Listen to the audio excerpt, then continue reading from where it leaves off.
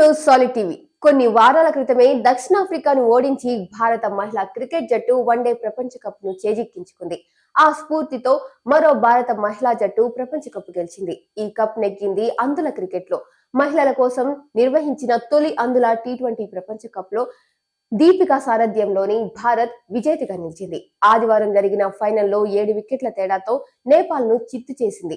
మొదట నేపాల్ 5 వికెట్లకు 114 పరుగులు చేసింది. Saritha top scorer. క్రమశిక్షణతో బౌలింగ్ చేసిన జట్టు కేవలం ఒక్క బౌండరీ మాత్రమే ఇవ్వడం విశేషం. భారత్ లక్ష్యాన్ని 12 ఓవర్లలో 3 వికెట్లు కోల్పోయి అందుకుంది.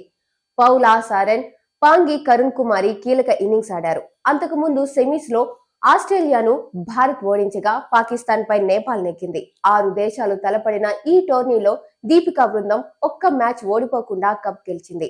భారత జట్టులో 2 తెలుగమ్మాయిలు ఉన్నారు. టీసీ, దీపిక, మరొకరు పాంగి కరుణ్ కుమారి. ఆంధ్రప్రదేశ్ లోని సత్యసాయి జిల్లాకు చెందిన దీపిక భారత జట్టుకు కెప్టెన్. ఆమె విద్యాభ్యాసం మొత్తం సరిహద్దు రాష్ట్రం కర్ణాటకలోనే సాగింది. కరుణ్ కుమారి స్వస్థలం ఏపీలోని అల్లూరి జిల్లా పాడేరు మండలం వంటమామిడి. ఆమె ప్రస్తుతం విశాఖలోని ఎన్నాడా ప్రభుత్వం అంధ ఆశ్రమ పాఠశాలలో 10వ తరగతి చదువుతుంది.